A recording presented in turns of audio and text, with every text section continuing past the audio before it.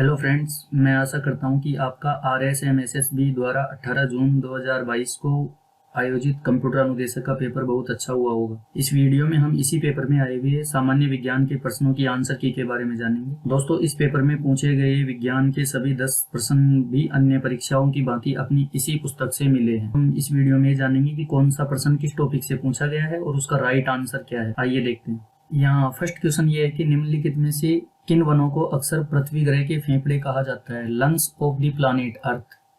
धरती के फेफड़े किसे कहते हैं?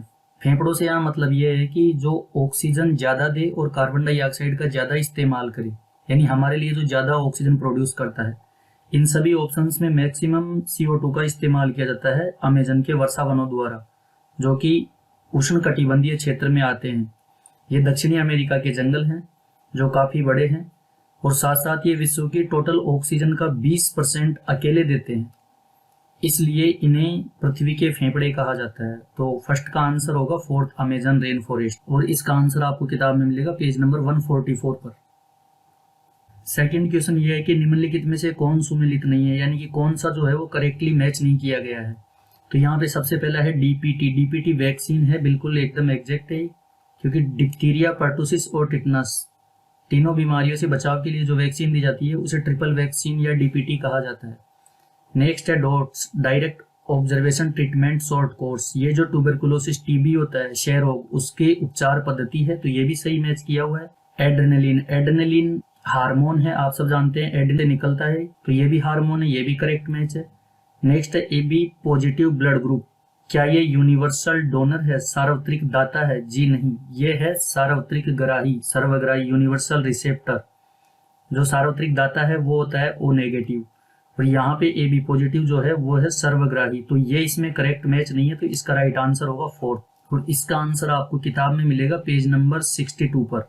थर्ड क्वेश्चन में ये पूछा है कि अग्नाशयी रस में, दैट मीन्स पैनक्रियाटिक जूस में, ऐसा कौन सा एंजाइम होता है जो वसा को डाइजेस्ट करता है, इमल्सिफाइड वसा को तोड़ता है?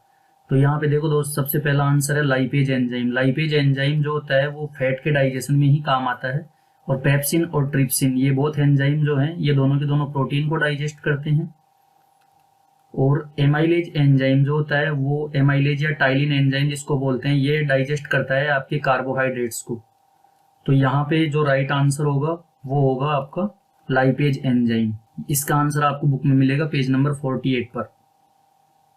नेक्स्ट क्वेश्चन ये कह रहा है कि what is the escape velocity of the earth, यानी पृथ्वी का पलायन वेग कितना है? पलायन वेग क्या होता है? एस्केप वेलोसिटी वह न्यूनतम वेग जिससे अगर आप किसी वस्तु को ऊपर फेंक दोगे तो वो पुनः लौट करके उस पिंड पर नहीं आती है। यहाँ पे हमारा जो पिंड इसने दिया है ऑप्शन में वो दिया है पृथ्वी, यानी पृथ्वी से हम न्यूनतम किस वेग से ऊपर फेंकें कि वो वस्तु पुनः लौट के पृथ्वी पर ना आए, यानी पृथ्वी की गुरुत्व सीमा को पार कर जाए।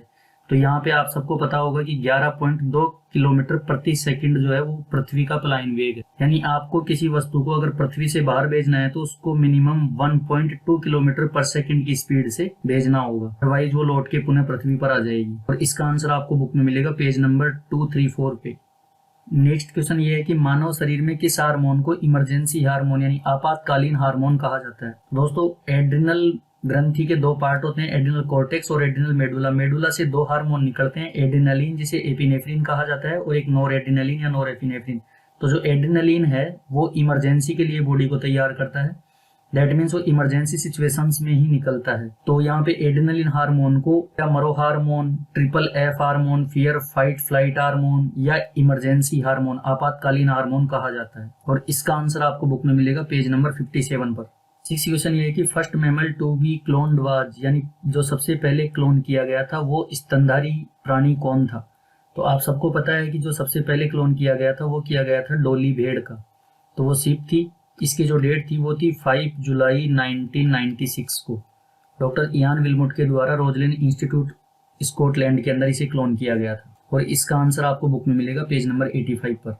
सेवंथ क्वेश्चन जो था वो ये था कि निम्नलिखित में से कौन सा एक एंटीऑक्सीडेंट नहीं है, which is not an antioxidant. तो यहाँ पे एंटीऑक्सीडेंट का मतलब ये होता है कि हमारे शरीर के अंदर जो फ्री रेडिकल्स बनते हैं मेटाबॉलिक एक्टिविटीज के दौरान, कुछ ऐसे फ्री रेडिकल्स बन जाते हैं जिन्हें हम हिंदी में मुक्त मूलक कहते हैं। वो क्या करते हैं, हमारी सेल्स को डैमेज करते हैं। तो उन फ्री रेडिकल्स को बनने से या उन फ्री रेडिकल्स को बॉडी से बाहर एलिमिनेट करने में जो योगदान देते हैं उन्हें कहते हैं हम एंटीऑक्सीडेंट्स, यानी जो ऑक्सीडेशन नहीं होने देते। तो यहाँ पे जो सबसे पहला है विटामिन ई। विटामिन ई बिल्कुल आपको मालूम है एक हार्मोन होता है, सेलेनियम कंटेनिंग हार्मोन, जिसका नाम है ग्लूटाथियोन पेरोक्सीडेज। उस हार्मोन के साथ में मिलकर के ये सेकंड लाइन ऑफ डिफेंस का काम करती है, यानी कि ये एक एंटीऑक्सीडेंट है। तो सेलेनियम कंटेनिंग हार्मोन भी यहाँ पे हो गए, दोनों के दोनों एंटीऑक्सीडेंट हो गए। और कैरोटीनॉइड्स के अंदर लाइकोपीन जो होता है, लाइकोपीन आपको पता होगा एक प्लास्टिड है, पिगमेंट है, ये रेड कलर के लिए जिम्मेदार है, ये भी एंटीऑक्सीडेंट होता है। तो यहाँ पे लाइकोपीन भी इसका एंटीऑक्सीडेंट हो गया। एस्पार्टम जो फोर्थ ऑप्शन है एस्पार्टम, ये आपका राइट आंसर होगा, क्योंकि एस्पार्टम जो होता है वो होता है आर्टिफिशियल स्वीटनर, जिसे हम कहते हैं कृत्रिम मधुकरक, जैसे सैक्रीन, एस्पार्टम, ये सब के सब आर्टिफिशियल स्वीटनर होते हैं जो किसी भी प्रकार से एंटीऑक्सीडेंट का कार्य नहीं करते। तो इसका राइट आंसर होगा फोर्थ। बुक में इनका आंसर आपको वेरियस जगह पे मिलेगा, page number 37 and other pages पर। नेक्स्ट 8th क्वेश्चन में ये पूछा गया है कि रक्तचाप और उल्टी जैसी अनैच्छिक क्रियाओं को पश्च मस्तिष्क का कौन सा भाग नियंत्रित करता है। तो यहाँ पे हाइंड ब्रेन का एक पार्ट है medulla oblongata. Vomiting and blood pressure के कंट्रोल सेंटर मेडुला ऑब्लोंगेटा के अंदर पाए जाते हैं, जो हाइंड ब्रेन का एक पार्ट है। और इसका आंसर आपको बुक में मिलेगा पेज नंबर 68 पर। 9th क्वेश्चन ये है कि कौन सा ऑर्गेनिज्म जो है वो काला आजार बीमारी का कारण होता है। तो काला आजार बीमारी एक फीवर होता है जिसके अंदर टेम्परेचर बहुत ज्यादा बढ़ जाता है और बॉडी कलर कैसा हो जाता है, ब्लैक हो जाता है। इस कारण से इस डिजीज को नाम दिया गया है काला आजार। तो यहाँ पे एक प्रोटोजोआ होता है, उस प्रोटोजोआ का नाम है लीशमानिया डोनोविनी। ये जो प्रोटोजोआ होता है ये काला आजार बीमारी के लिए जिम्मेदार रोगजनक है, और आपको पता है इसका जो रोगवाहक होता है वो होता है सैंड फ्लाई। तो यहाँ पे इसका आंसर आपको बुक में मिलेगा पेज नंबर 96 पे। और लास्ट 10th क्वेश्चन में ये पूछा है कि मानव शरीर का सबसे कठोरतम भाग है hardest substance of human body. तो यहाँ पे जो सबसे हार्डेस्ट सब्सटेंस है वो यहाँ पे टूथ इनामेल दे दिया, जो कि दांतों का आवरण होता है। तो यहाँ पे जो इनेमल होता है वो ना सिर्फ मानव शरीर का बल्कि संपूर्ण जंतु जगत का, यानी किंगडम एनिमेलिया का सबसे हार्डेस्ट सब्सटेंस है।